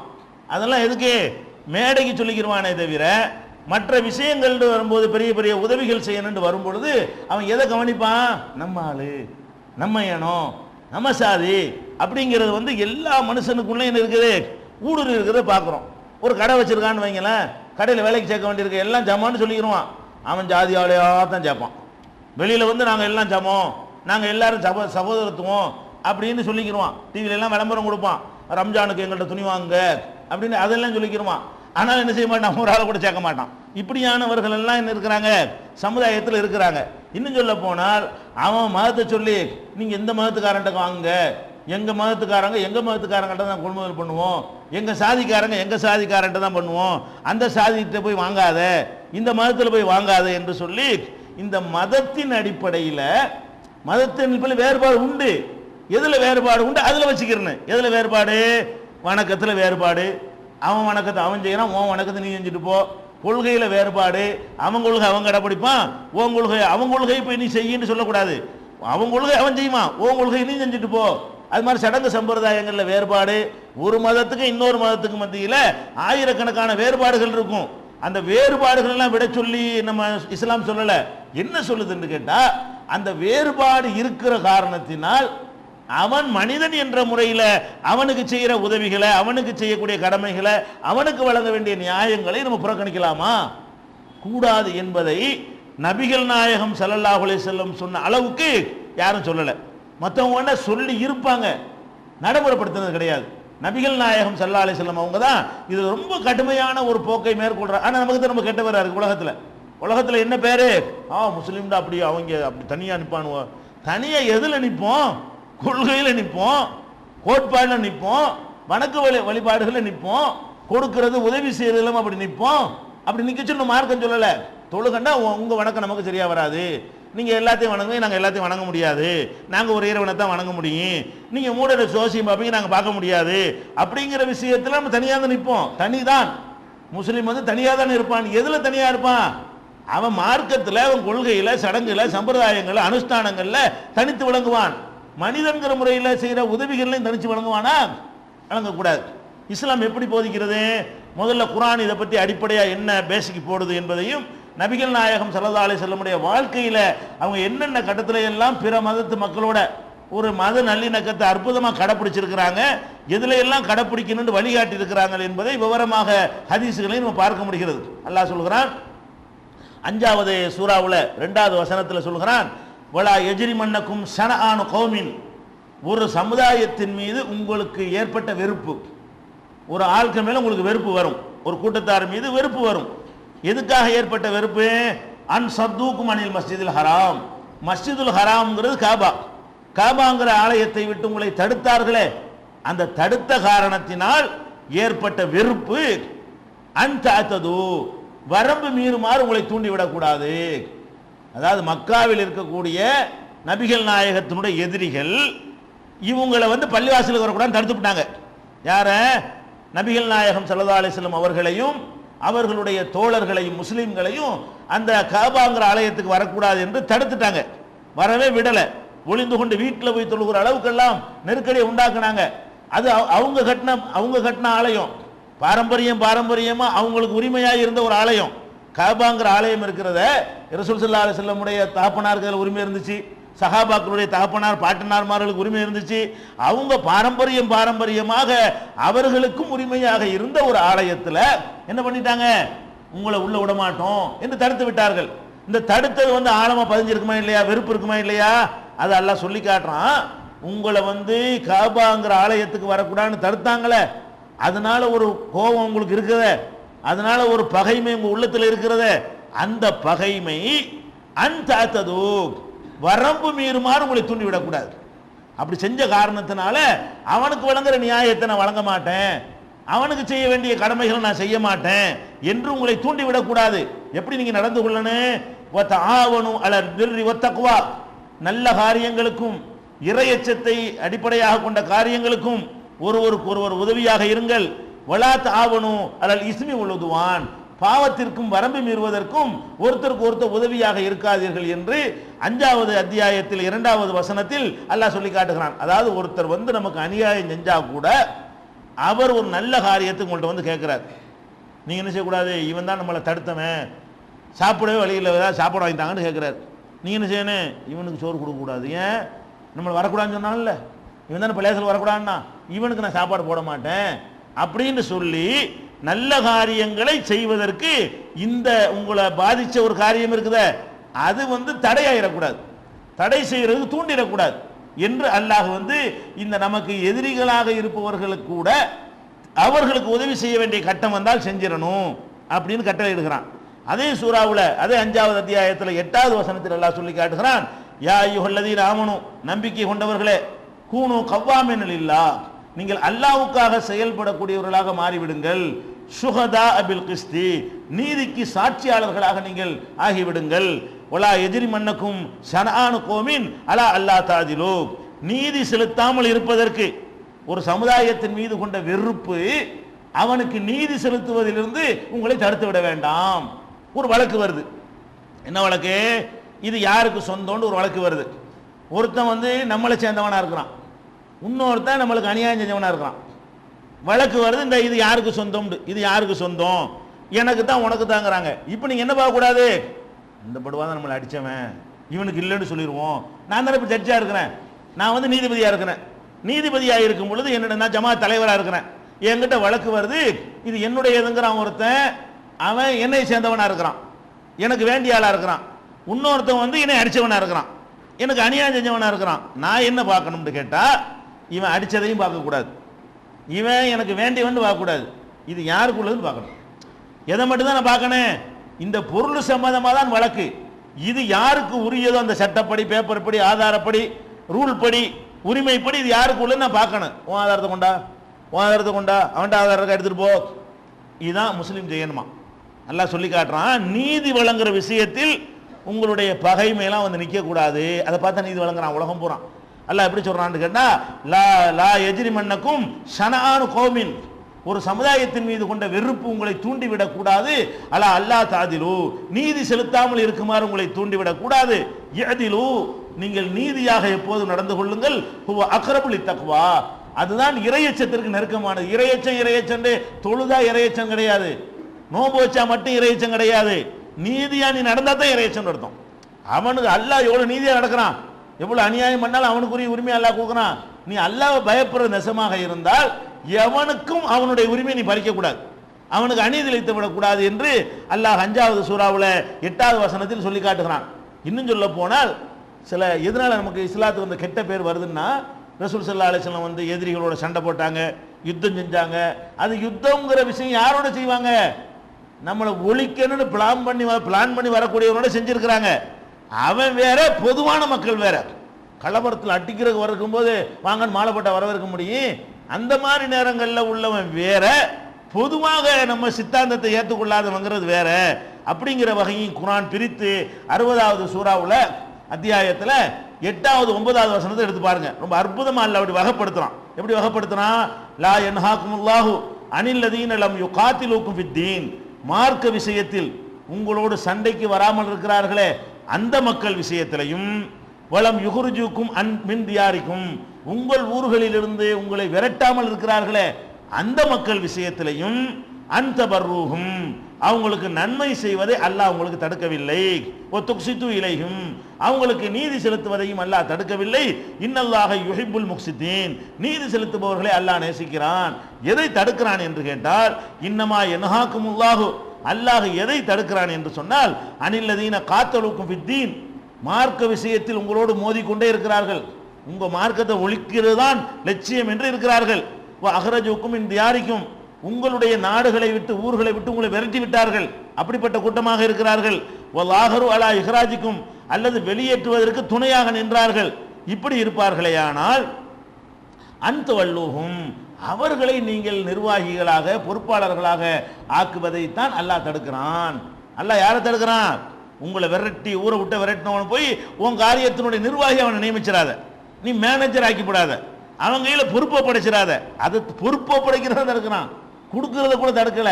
அவனை வந்து உன்னை விரட்டுறதையும் ஊரை விட்டு விரட்டுறதையும் கொள்கையா கொண்டவனை நீ எப்படி பொறுப்பாளி ஆக்குவ? அப்படி நீங்கள் பொறுப்பாளி ஆகக்கூடாது என்று அல்லாஹ் ரப்புல் ஆலமீன் 60வது சூறாவுல 8, 9 வசனங்களில் தெளிவான முறையில் அல்லாஹ் இதை விளக்குகிறான். இன்னும் சொல்ல போனால் நபிகள் நாயகம் ஸல்லல்லாஹு அலைஹி வஸல்லம் வாழ்ந்த காலத்தில் ஒரே யுத்தமும் சண்டையும் பகமையும் அந்த மாதிரி இருந்தது.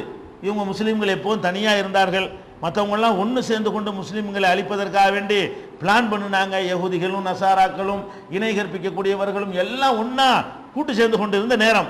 அந்த நேரத்தில் அல்லாஹ் சொல்லி காட்டுகிறான், ஒயின் அஹதும் மினல் முஷ்ரிக்கீன் அஸ்தஜாரக, இணை கற்பிக்கக்கூடியவர்கள், அதாவது மாற்று மதத்தில் உள்ளவர்கள், முகமதே மாற்று மதத்தில் உள்ளவர்கள் உம்மிடத்தில் அடைக்கலம் தேடி வந்தால் ஃபஅஜிருஹு, அவருக்கு அடைக்கலம் கொடு. மாற்று மதத்தில் உள்ளவர் கூட வந்து என்ன செய்யறாரு? இஸ்லாமிய நாடு தான் இது, அடைக்கலம் கேட்க நீங்க தான் காப்பாத்தனே, எனக்கு அடைக்கலம் தாங்க என்று கேட்டு வந்தால் ஃபஅஜிருஹு, அவருக்கு நீ அடைக்கலம் கொடு. ஹத்தா யஸ்மா கலாம் அல்லாஹ், அடைக்கலம் கொடுப்பதன் மூலமாக அல்லாஹ்வுடைய வார்த்தைகள் அங்கே தங்கி இருக்குமோ 4 வார்த்தை கேட்பாரா இல்லையா? அல்லாஹ்வுடைய வார்த்தைகள் அவர் கேட்கட்டும். பிறகு சும்மா அப்லிகுஹு மஅமனஹு, பிறகு அவருக்கு பாதுகாப்பான இடம் எதுன்னு பார்த்து அங்க அவர் அனுப்பி வச்சிருங்க. ذَلِكَ بِأَنَّهُمْ قَوْمٌ لَا يَعْلَمُونَ, அவங்க விளங்காத மக்களா இருக்கிறதுனால என்ன செய்யறாங்க? மாற்று முகாமில் இருக்கிறாங்க. அவங்களை நீங்க பகச்சிக்கிற வேணாம், வெறுத்துற வேணாம் என்றெல்லாம் திருக்குர்ஆன்ல 9வது அத்தியாயத்தில் 6வது வசனத்தில் அல்லாஹ் சொல்லி காட்டுகிறான். இதெல்லாம் வந்து பொதுவாக இறைவன் காட்டக்கூடிய அறிவுரைகள். நபிகள் நாயகம் ஸல்லல்லாஹு அலைஹி வஸல்லம் அவங்க வாழ்நாள்ல அவங்க எப்படி நடந்துக்கிட்டாங்க? உலகத்தில் மனித நேயம் பேசுறாங்களே, இவங்க மாதிரி நடக்கவே இயலாது, யாரும் நடக்க முடியாது. எப்படி நடக்கிறாங்க? நபிகள் நாயகம் ஸல்லல்லாஹு அலைஹி வஸல்லம் அவர்கள், இதை முதல்ல ஒரு அடிப்படையை நீங்கள் மனசில் வச்சுக்கிட்டா தான் இது விளங்கும்.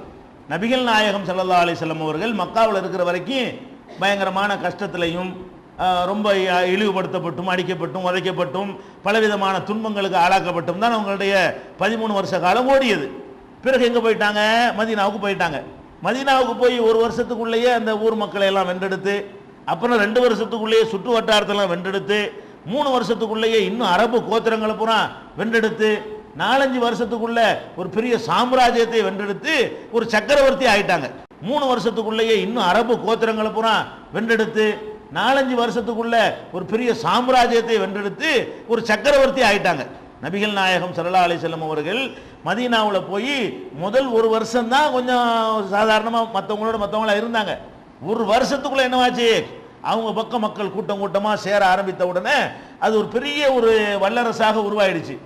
அந்த நேரத்தில் அந்த மதீனாவில் நபிகள் நாயகம் ஸல்லல்லாஹு அலைஹி வஸல்லம் வாழ்ந்த மதீனாவில் யகூதிகள் இருந்தார்கள், நசாராக்களும் இருந்தார்கள். அவங்கள கட்டாயப்படுத்தி வாழத்தை காட்டி இஸ்லாத்துக்கு வாழத்தை கொண்டு விடுவான்லாம் சொல்லலை. அந்த நாட்டில் என்ன செஞ்சாங்க, அவங்களும் வாழ்ந்து கொண்டு இருந்தாங்க. எந்த அளவுக்கு வாழ்ந்தார்கள்னு பாருங்களேன். அதில் நபிகள் நாயகம் காட்டின மனித நேயத்தையும் பாருங்க.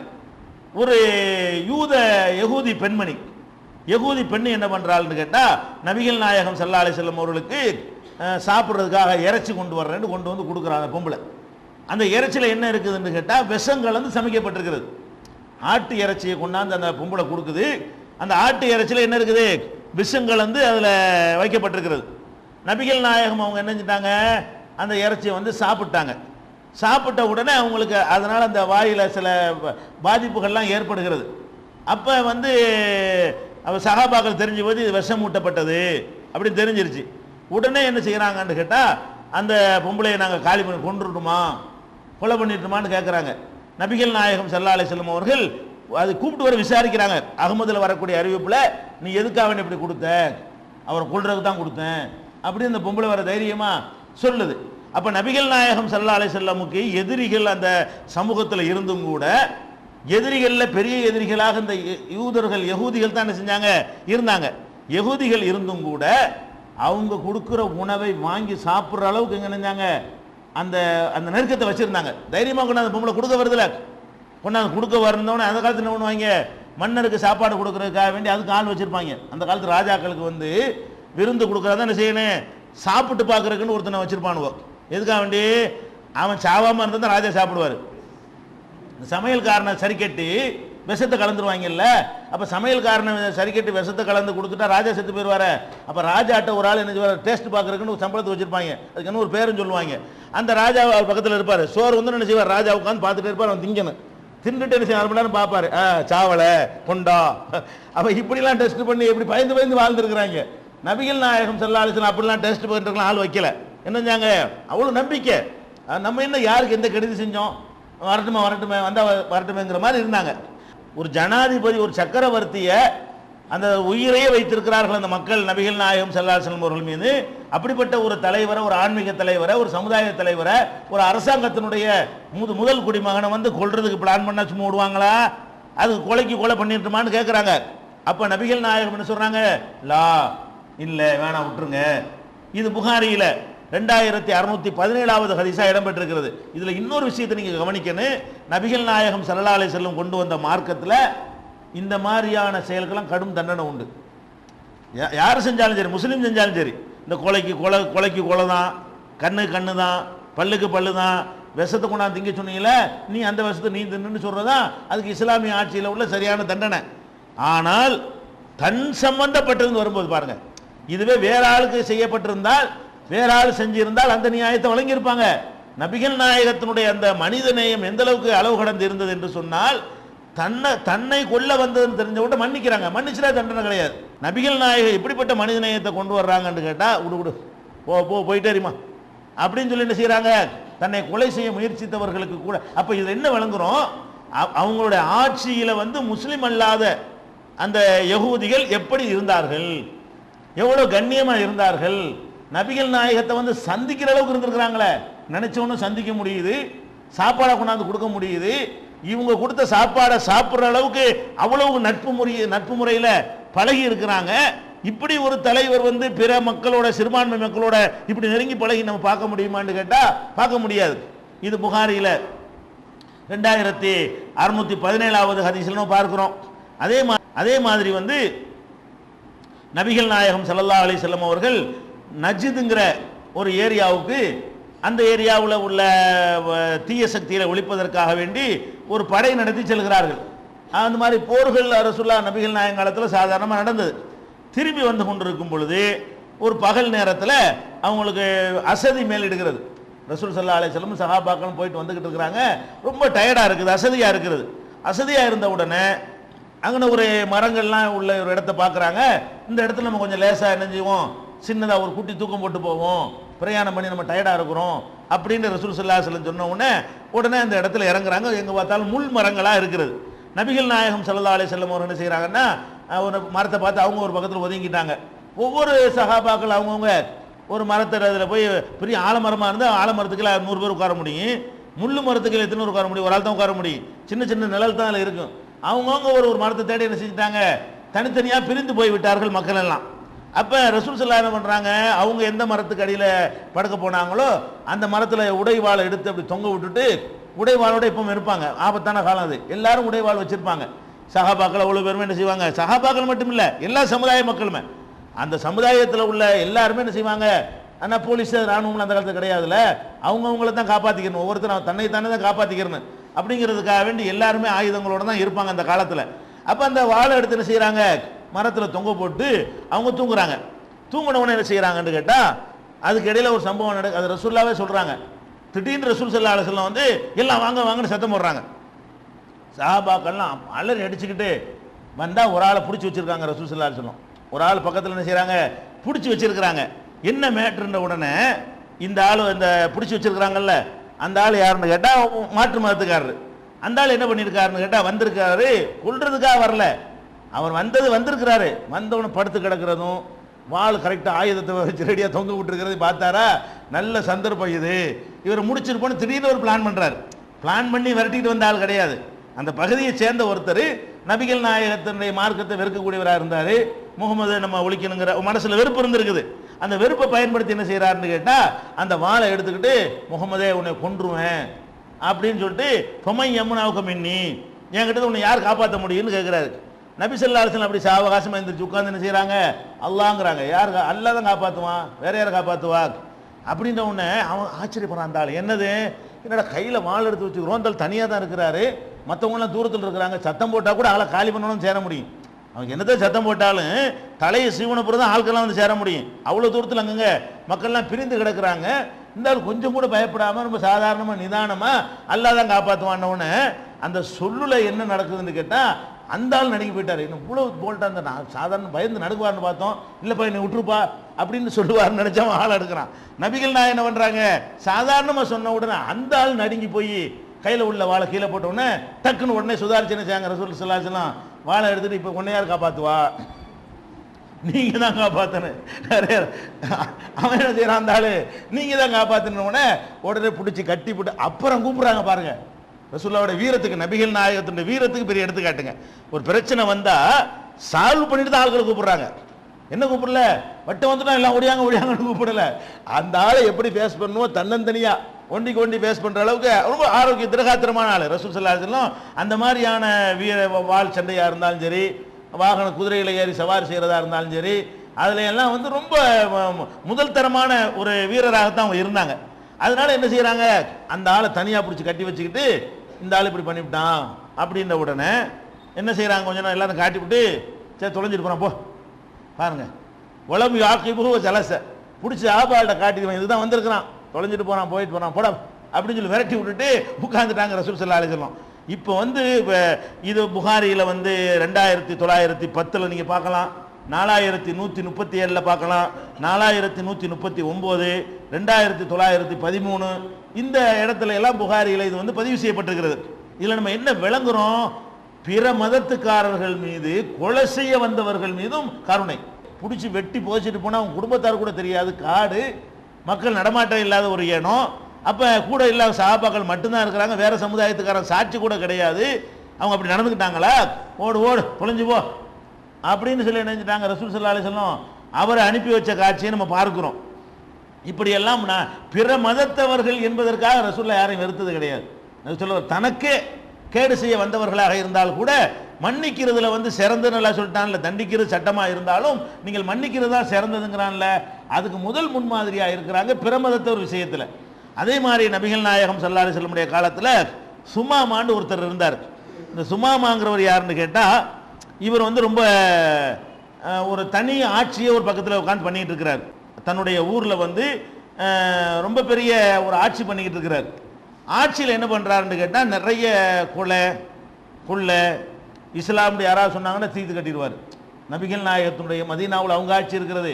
இவர் ஒரு பகுதியில் உட்காந்துட்டு என்ன செய்கிறாரு, யாராவது வந்து இஸ்லாத்தை ஏற்றுக்கிட்டாங்கன்னு சொன்னாலேயே இவர் வந்து கொலை பண்ணிடுவார். இது ரசூலுல்லாஹ்வுக்கு தெரிய வருது, இதெல்லாம் அநியாயமாக இருக்குது, இஸ்லாத்தை ஏற்றுக்கிட்டு அந்த ஏன் கொலை பண்ணுறான், இவன் பாட்டு நிர்வாகம் பண்ணிட்டு போக வேண்டியதானே அப்படின்னு என்ன பண்ணுறாங்க, உடனே ஒரு அவனுக்கு எதிராக ஒரு படையை அனுப்புகிறாங்க. அது எப்படி நீ இஸ்லாத்தை ஏற்றுக்கிட்டதுக்காக நீ இப்படி கொள்ளுவ அப்படின்னு சொல்லி ஒரு குதிரை படையை நபிகள் நாயகம் ஸல்லல்லாஹு அலைஹி வஸல்லம் அனுப்புகிறாங்க. அந்த குதிரை படை போய் என்ன செய்து அந்த ஊரை ஜெயிச்சு ஆளை இழுத்துட்டு வந்துட்டாங்க. யார? இந்த சுமாமாங்கிற ஆளை வந்து கொண்டு வந்து பள்ளிவாசலில் கொண்டாந்து கட்டிட்டாங்க. பள்ளிவாசல்னா அதான் அங்கே ஜெயிலு. நபிகள் நாயகம் ஸல்லல்லாஹு அலைஹி வஸல்லம் காலத்தில் பள்ளிவாசல் தான் கோர்ட்டு, பள்ளிவாசல் தான் பள்ளிவாசல் தான் பயிற்சி எடுக்கிற இடம், பள்ளிவாசல் தான் பஞ்சாயத்து பேசுகிற இடம், பள்ளிவாசல் தான் தான தர்மங்கள் ஜக்காத்து கொடுக்குற இடம், எல்லாமே தலைமை செயலகம்ங்கிறதுல எல்லாம் வந்து அடங்கி இருக்கக்கூடிய ஒரு இடமாக அது பள்ளிவாசல். அவ்வளோ பிரம்மாண்டமான இடம். அந்த இடத்துல என்ன செய்கிறாங்க, ஒரு பக்கத்தில் வந்து அவரை கட்டி போட்டுறாங்க. கட்டி போட்ட உடனே நபிகள் நாயகம் ஸல்லல்லாஹு அலைஹி வஸல்லம் அவங்க வர்றாங்க. சுமாமாவை பார்த்தீங்கன்னா அவரை கொல்றாந்தா கொள்ளலாம், அவ்வளோ கொலை பண்ணியிருக்காரு. அவரை வந்து மரண தண்டனை கொடுப்பதாக இருந்தால் அதுக்கு ஏற்ற நிறைய கொலைகளை அவர் பண்ணியிருக்கிறார். அப்போ ரசூல் ஸல்லல்லாஹு என்ன பண்ணுறாங்கன்னு கேட்டால், சுமாமாவே என்ன உன் கருத்து இப்போ என்ன, இப்போ நீ எந்த நிலையில் இருக்கிறாய் அப்படின்னு கேட்குறாங்க. அப்போ சுமாமா என்ன சொல்கிறாருன்னு கேட்டால், நீங்கள் என்னை கொலை செஞ்சீங்கன்னு சொன்னால் அதுக்கு நான் தகுதியானவன் தான். ஏன் அவ்வளோ கொலை நான் பண்ணியிருக்கிறேன், நான் வந்து அவ்வளோ கொலை பண்ணியிருக்கிறதுனால நீங்கள் எனக்கு மரண தண்டனை விதித்தால், நீங்கள் உங்கள் கவர்மெண்ட்டில் என்னை பிடிச்சிட்டு வந்துட்டீங்க, அரசாங்கத்தை கொலைன்றது எடுத்துக்கூடாது, மரண தண்டனை. அப்போ நீங்கள் எனக்கு மரண தண்டனை கொடுத்தீங்கன்னு சொன்னால் நான் வந்து அதுக்கு தகுந்த அளவுக்கு நான் வந்து தக்துல் தாதமீன், நீங்கள் எனக்கு மரண தண்டனை கொடுத்தால் அதுக்கு தகுதியான ஒருத்தனுக்கு தான் நீங்கள் மரண தண்டனை கொடுக்கிறீர்கள். அதே நேரத்தில் வந்து நீங்கள் எனக்கு வந்து அருள் புரிந்து என்னை விட்டு விட்டால் நான் நன்றி உள்ளவனாக இருப்பேன் அப்படிங்கிறார். அதாவது நீங்கள் நான் வந்து உங்கள்கிட்ட நான் மறுத்தெல்லாம் பேச தயாராக இல்லை, நான் அப்பாவி, நான் ஒன்றும் செய்யலைன்னா நான் சொல்ல ரெடியாக இல்லை, நான் நிறைய பண்ணியிருக்கிறேன், உங்களுக்கு நிறைய இடைஞ்சல் பண்ணியிருக்கிறேன், உங்கள் மக்கள் வியாபாரத்துக்கு போகும்போதெல்லாம் வழிப்பறி பண்ணியிருக்கிறேன், உங்கள் மக்களை எல்லாம் என்னை கடந்து போகும்போதெல்லாம் இணைஞ்சிருக்கிறேன், கொலை பண்ணியிருக்கிறேன், அந்த மாதிரி நிறைய நான் பண்ணதுனால நீங்கள் கொள்றாண்டாலும் நியாயம்தான், அது அநியாயம் என்னால் சொல்ல முடியாது. ஆனால் நீங்கள் எனக்கு அருள் புரிஞ்சிங்கன்னு சொன்னால், இறக்கம் காட்டினீங்கன்னு சொன்னால் நான் நன்றி உள்ளவனாக இருப்பேன் அப்படின்னு சொல்கிறாரு யார்? சுமாமா. ரசூல் ஸல்லல்லாஹு என்ன செய்கிறாங்கன்னா ஒன்றுமே பேசாமல் போயிட்டாங்க. முதல் நாள் போயிட்டாங்க, ஒரு நாள் புறம் கட்டி வச்சுருக்குறாங்க. கட்டி வைக்கிறேன்னா என்ன, சாப்பாடு பழம் கொடுத்து அதெல்லாம் இருந்திருக்கும். இரண்டாவது நாள் வருது. இரண்டாவது நாள் வந்து என்ன செய்கிறாங்க, என்னப்பா என்ன அபிப்பிராயத்தில் இருக்கிற அப்படி திரும்ப ஒருக்கா கேட்குறாங்க. நேற்று சொன்னதே அவர் என்ன செய்கிறாரு அப்படியே சொல்கிறாரு. அப்போ ரசூலுல்லாஹ் என்ன செய்கிறாங்க, ஒரு ரிப்ளைன்னு சொல்லாமல் சரின்னு சொல்லிட்டு போயிடுறாங்க. மூணாவது நாள் வர்றாங்க. மூணாவது நாள் வந்த உடனே அதையே தான் நேற்று சொன்னது என்ன செய்கிறாரு அவர் சொல்கிறாரு. உடனே ரசூல் ஸல்லல்லாஹு என்ன செய்கிறாங்கன்னா, இந்த ஆள் அவுத்து விட்ருங்க, போகட்டும் அவுத்து விட்ருங்கன்ட்டாங்க. உடனே அவுத்து விட்டவுடனே எவங்கனாலும் ஓடலாம்ல, அவர் அவுத்து விட்டோன்னு போகிறார். போய் அங்கே இருந்த ஒரு சின்ன குட்டைன்னா குளத்தை விட சின்னதாக இருக்கும்ல, குளம்ங்கிறது பெருசாக இருக்கு, குளத்துல சின்னதாக இருக்கிறது குட்டைம்பாங்க, குளம் குட்டைலாம் சொல்கிறாங்க இல்லையா, அந்த சின்ன ஒரு குட்டை ஒன்று அங்கே கிடக்கிறது, அதில் கொஞ்சோண்டு தண்ணி இருக்கிறது. போய் என்ன செய்கிறாருன்னா அதில் போய் குளிக்கிறார். அவர் தப்பிச்சு போகிறது தான் அவரை சொல்ல விட்டாங்க, அவுத்து விட்டான்னு அர்த்தம், எங்கடா தொலைஞ்சு போ அப்படின்னு அவரை மன்னிப்பு கொடுத்தாச்சுன்னு அர்த்தம். அவர் குளிச்சுட்டு என்ன செய்கிறாரு, திரும்பி வர்றாரு. குளிச்சுட்டு என்ன செய்கிறாரு, திரும்பி வர்றாரு. வந்து என்ன சொல்கிறாருன்னு கேட்டால், அஷ்ஹது அல்லா பள்ளியாசலுக்கு நேரம் வந்து அஷ்ஹது அல்லா இலாஹ இல்லல்லாஹ் வ அஷ்ஹது அன்ன முஹம்மது ரசூலுல்லாஹ், வணக்கத்திற்குரிய அல்லாஹ்வை தவிர யாரும் இல்லை, நீங்கள் நிச்சயமாக அல்லாஹ்வுடைய தூதர், நான் உறுதிப்படுத்துகிறேன் அப்படின்னு ரசூலுல்லாஹ் பார்த்து சொல்லிட்டு அவங்கள்ட்ட ஒரு வார்த்தையை சொல்கிறார். எப்படி சொல்கிறார்? யா முஹம்மதே வல்லாஹி மாக்கான அலல் அர்லி வஜ்ஹுன் அபுகல இலைய மின் வஜ்ஹிக, இந்த உலகத்தில் இருக்கிற முகத்திலேயே வெறுக்கத்தக்க ஒரு முகம் இருக்கிறது என்றால் உங்கள் முகமாகத்தான் எனக்கு இருந்தது. நான் வந்து உலகத்தில் ஒரு முகத்தை வெறுக்கிறேன் என்று சொன்னால் உலகத்தில் எந்த மூஞ்சை வெறுப்பேன், உங்கள் மூஞ்சை தான் நான் ரொம்ப வெறுப்பேன், அவ்வளோ வெறுக்கத்தக்கதாக உங்கள் முகம் எனக்கு இருந்தது. ஆனால் இன்னும் சொல்றாரு, ஃபக்கத் அஸ்பஹ வஜ்ஹுக அஹப்பல் உஜுஹி இலைய, இன்னைக்கு உங்க முகம் தான் எனக்கு உலகத்தில் விரும்பத்தக்க ஒரு முகமாக இப்போ மாறிவிட்டது. நேற்று கொஞ்ச நேரத்துக்கு முன்னாடி வரைக்கும், 3 நாளைக்கு முன்னாடி வரைக்கும் என் நிலைமை என்ன, உலகத்தில் என்னால் ரொம்ப வெறுக்கப்படுற ஆளாக நீங்கள் இருந்தீர்கள், இன்னைக்கு உலகத்தில் ரொம்ப நேசிக்கப்படுற ஆளாக நீங்கள் இருக்கிறீர்கள் அப்படிங்கிறாரு.